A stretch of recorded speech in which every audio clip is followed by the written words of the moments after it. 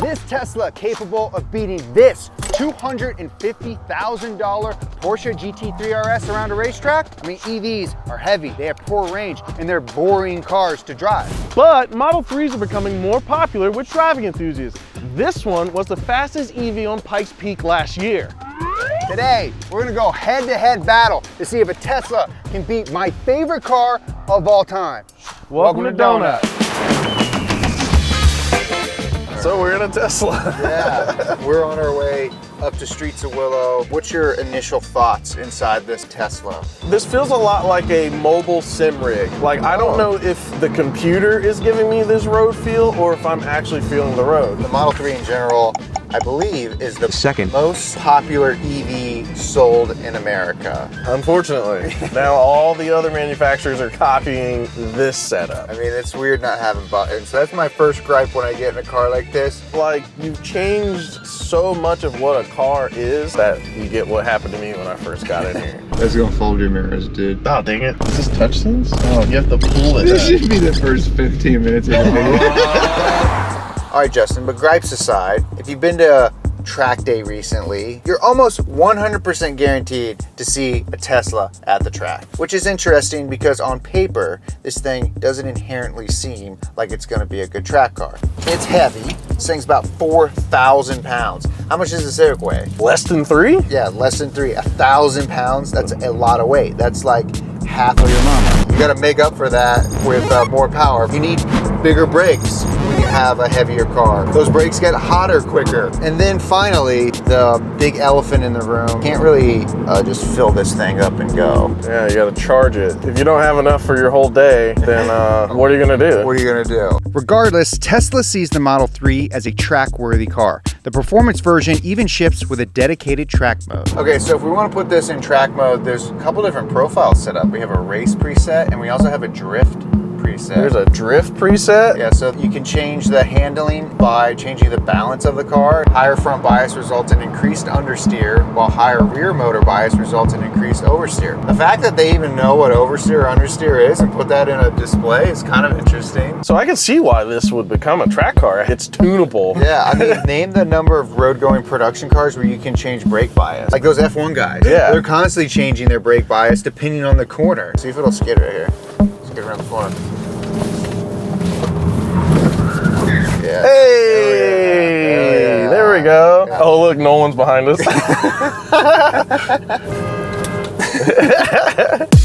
Like I said, this thing, it is a good car, but is it a performance car? Can you take one of these, turn it into a track car, and make it an absolute ripper? Well, we're about to find out. Because someone did.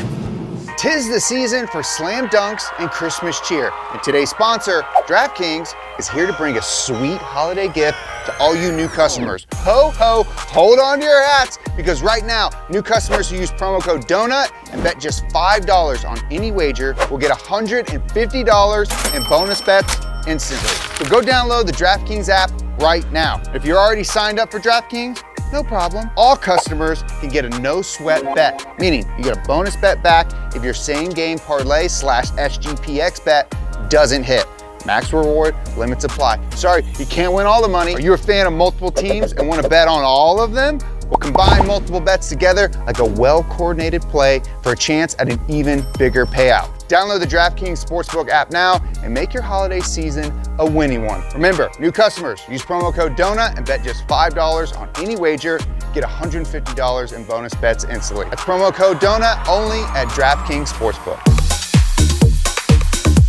Dai, what's up? What up? Hey, man. Jeremiah. Good to see you, Good man. to see you, yeah. This is my buddy, Dai Yoshihara. He's a Formula Drift champion who's seen just about every racetrack in the world, including Pikes Peak, where he recently took first place in his class with his modified Tesla Model 3. If it really is possible for the Model 3 to have some serious chops on the racetrack, it'll probably have to look something like this. Battery-wise, is this like still like a stock Tesla Model 3? Yes, Wow. battery and the motor-wise, still Okay. yeah, exactly stock.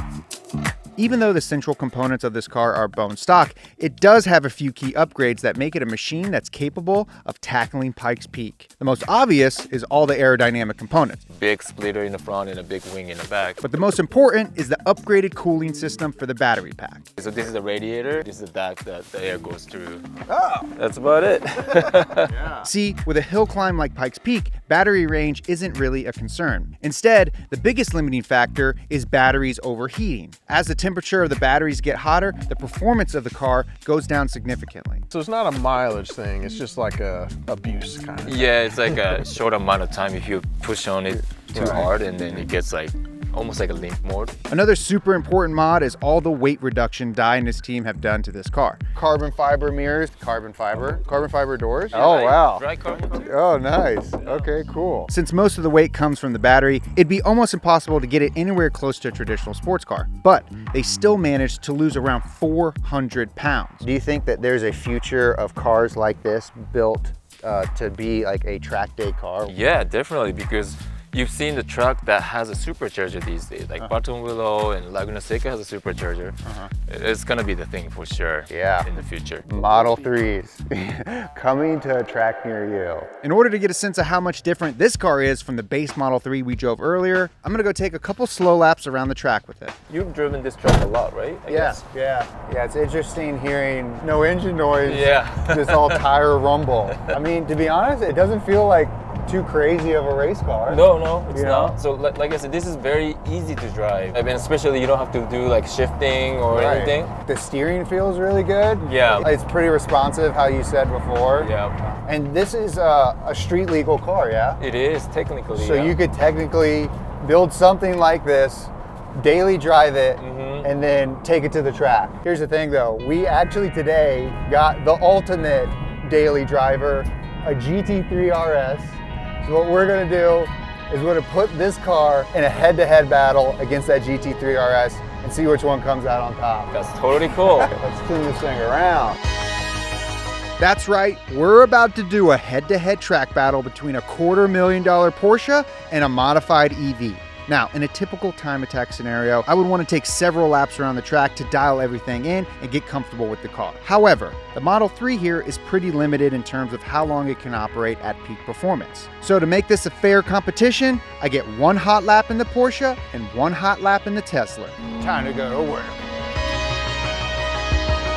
We good? Okay. All right, so right now Jeremiah is doing some warm-up laps in the Porsche GT3RS. One of the best cars money can buy right now. It's got active aerodynamics on it, tons of drive modes. It's so sick. Everyone loves it. Here he comes, here he comes. Whoa, do you see the wing close when he got on the brakes? That was pretty cool. He's looking real fast. Woo, boy. So that's the scary part of the track, where we lose sight of him and we don't know what's happening. Hey, he's back.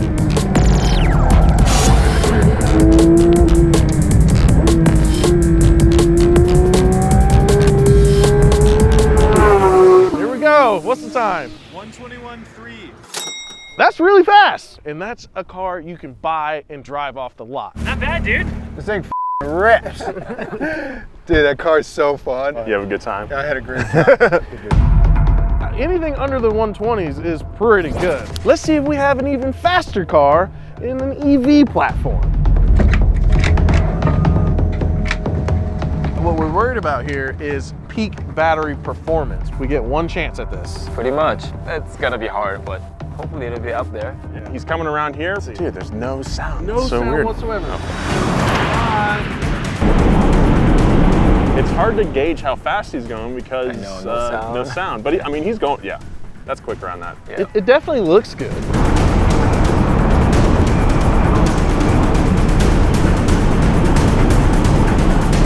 Dang, that looks so good. He's going really fast. You can kind of tell the weight. You see it bouncing around. Yeah, a little shimmy there.